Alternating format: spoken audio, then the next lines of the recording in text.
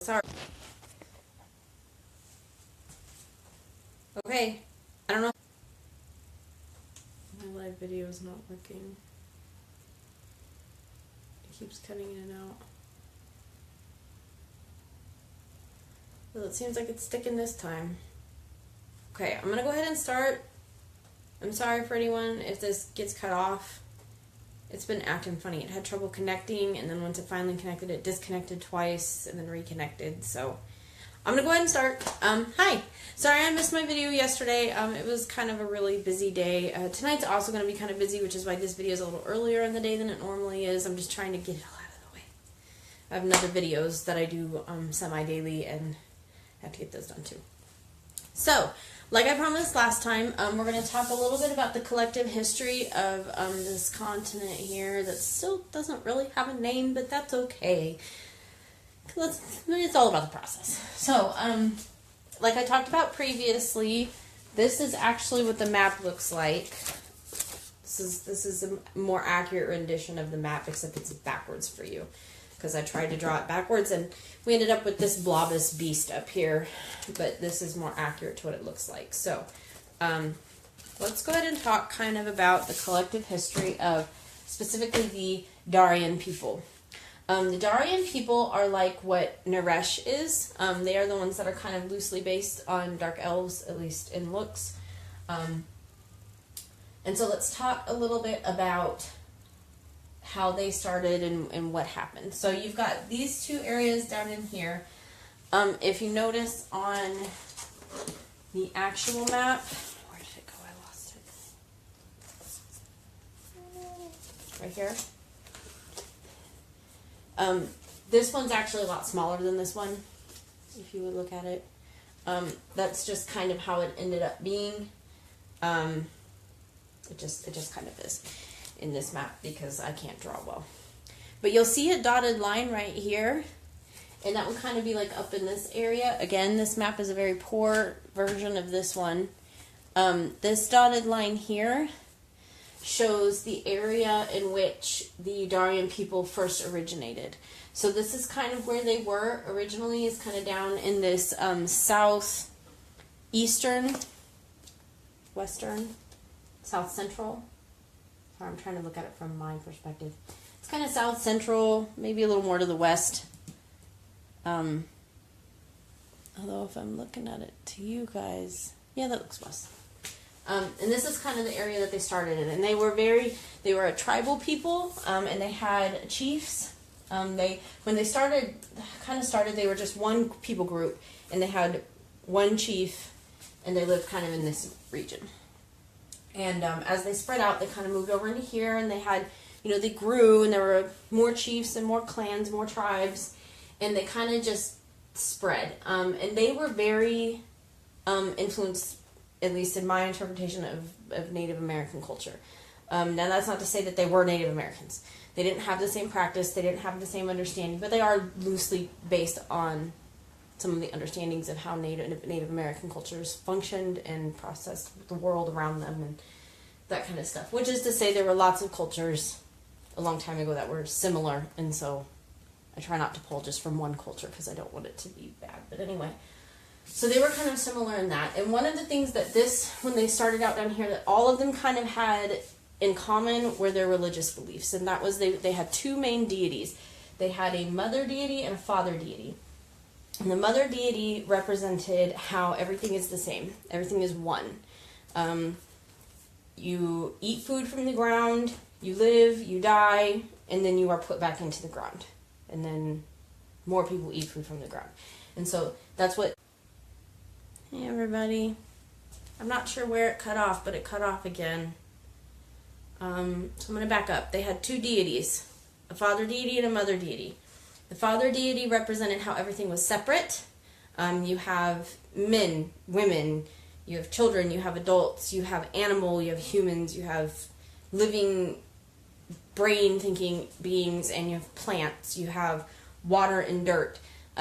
These things are opposites, and they are separate from one another. But then the mother deity represented how, despite being individual things and things that are different, we are all the same.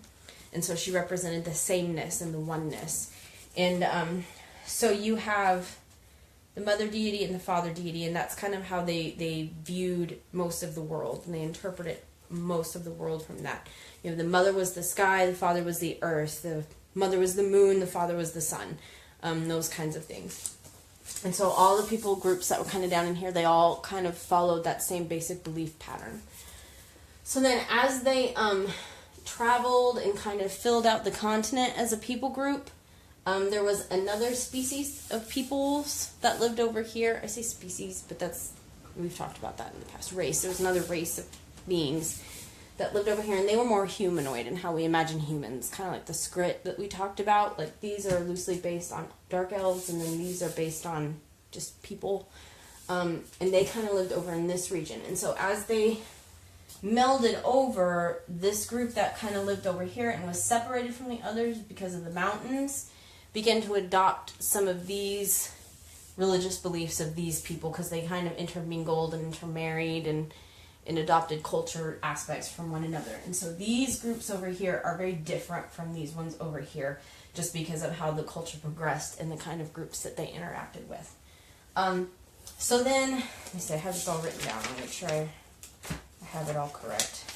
So basically what happened was, when they finally split, there were 4 major clans that developed. You can see them on the map. Like I said, this map isn't as good as this one. You have this group here, and that dotted line that's right here, that was right here, this was one, and then over here, separated by the mountains, that was one. So you had 1, 2, 3, and then 4. And the idea was that they kind of were fractured when their religious belief began to evolve past having just the father and the mother figure. Their understanding of the father and the mother deities changed. And so, like, this group down here, the mother deity became their primary deity. They still worship the father deity, but not like they do the mother deity. And the mother deity here is more goodness and light, and the father deity is more darkness and things that are undesirable. And then up in here, you have, they kind of focus more on the father deity, and the father deity is goodness and light, whereas the mother deity is not so much. No, this one was, they were both still good. There wasn't really a presence of darkness and evil, because they understood that differently. It was considered just the opposite of light. It wasn't bad. This one here, they focused on the father deity, much like this one, but it became the father deity was a symbol of strength and power and war. And so they became a very heavy war state. They liked, kind of like the Mongols, or like when Alexander the Great was doing stuff in Europe. Kind of like that, like we have to conquer, war is awesome, and that's where you find glory kind of stuff. And then this group over here, the mother deity was their primary deity, much like this one down here, but she was a little, not that she wasn't good, she was just kind of more shifty. Kind of like we'll talk about a little bit about this group here. She's less concrete, and that'll make sense when I talk more about that side there. So this group was one, this was one, this was one, and this was one. And when that happened, they had one big major tribe council that sat down and said, okay, we are officially separate clans, separated by our family groups, by our beliefs, but we still need to have some overarching basic laws of interaction. And one of the laws that kind of comes into play that we see that was laid out during that council was that a leader, whether it's a chief, whether it's a high kin, whether it's a king of one of the clans, has to marry outside of his clan.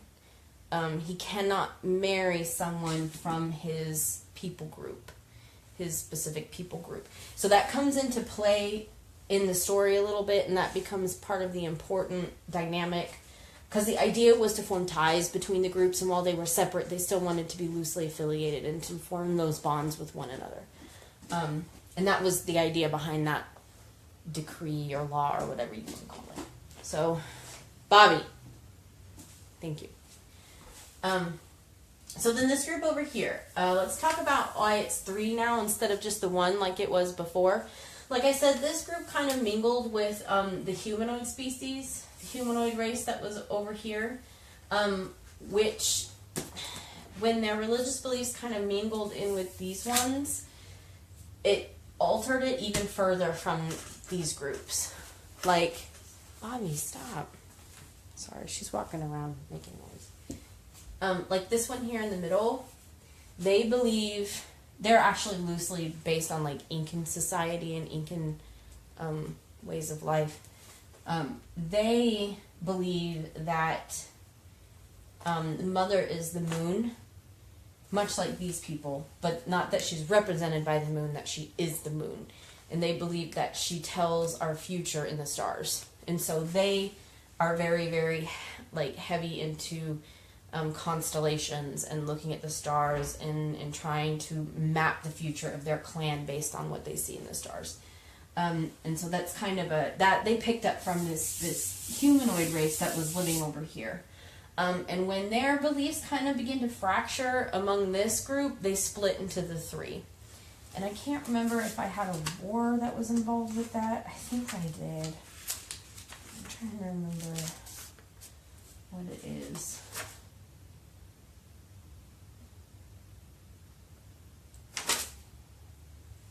Yeah, originally part of the Falcondari. So originally this was the Falcondari as one unit, the Falcondari. And it's not on here because when there was a civil war that happened, the Wool of Tulpar, that's when they split. And they split into the Nortokandari, the Askalundari, and the Kalundari. Kaluntikdari. And so you have like Norse culture, Incan culture, and kind of Pacific Island culture, or kind of loosely what these are based on. And then this one over here was one group. And so let's talk about how they split. They were originally all Randari. This orange one. Originally, this whole group was called Randari. And they were very Native American based still because they are kind of the longest that these people have been living here. And so they were very heavily based in the roots of how these people started out, and they really had not changed a whole lot. But then they had a civil war between this country here called Deep Clutch, and that was there were immigrants that came over. The script people came over from the continent that they were living on, and the country disagreed about how to handle the immigrants. And so Rothdari and Randari. Yeah, this was all originally Randari. Randari believed that the immigrants should be given citizenship. They should be treated just like the members of the clan. They're beings just like us, much like this group over here intermingled with these peoples fairly peacefully, and they lived with them, and they adopted parts of their culture, and they just kind of became one culture. And that's kind of how the Randari handled that situation. The Rothdari, they were the side that was like, no, like they're different from us. They're lesser than us because they don't believe the same things that we believe. And so there was a civil war between the two of them. And you remember how it kind of stuck out into here when that happened? Well, this clan here, the one that's very like, stuff, war and that kind of thing. They took advantage of the fact that they were at civil war to come in and take some of their land. And so, because they are a major warring state, they've pretty much been at war with the Kainsdari for pretty much since they were established. And so the Kainsdari group, which if you look at my map, they're about the same size. They're not on here, but they are in here. They really have shouldered the brunt of this clan's aggressiveness. But the Randari are also at war with them. However, they've been able to hold them off for the most part because most of this country's resources are funneled into trying to take Kainsdari land. And the Rothdari kind of had an uneasy truce with them. So that's kind of gets you caught up to the political and religious state of the story and where they're at for this. So you've got 7 clans, all who have roughly different religious beliefs, but are all based on the same people, the Darian.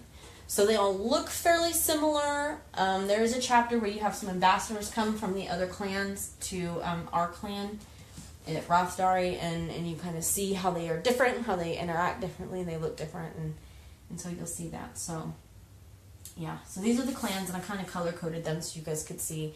You have the Rothdari, the Randari, the Kynesdari, the Signsdari, the Nortolkendari, which I might change that one, I'm not super in love with that one, the Askalundari, and the Kaluntikdari.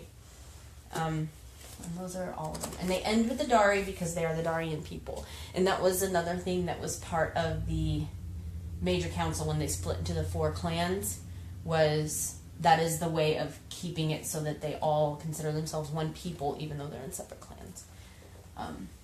So anyway, that was kind of a brief description of their collective world history, and it kind of gets you caught up.